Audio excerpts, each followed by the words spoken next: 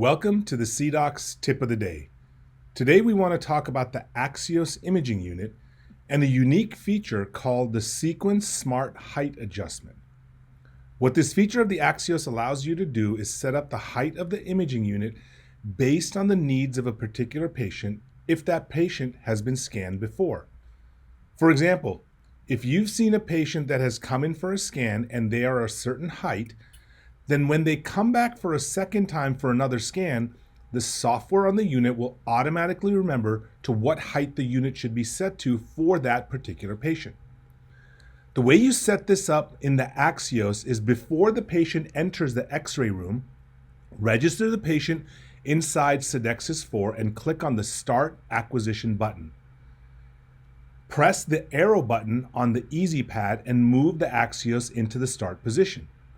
If the Axeos is already in the start position, this is not possible. The dialog for display of the patient information will appear at the Easy Pad as soon as the Axeos is ready for exposure. If a preset exists for this patient due to an earlier exposure, this is indicated by the green flashing height adjustment button at the Easy Pad. Press the flashing height adjustment button up or down as indicated by the green arrow until the unit stops automatically at the correct height and both the height adjustment buttons light up permanently green. Now tap the arrow shown on the user interface to exit the display of the patient information and the presetting of the unit height.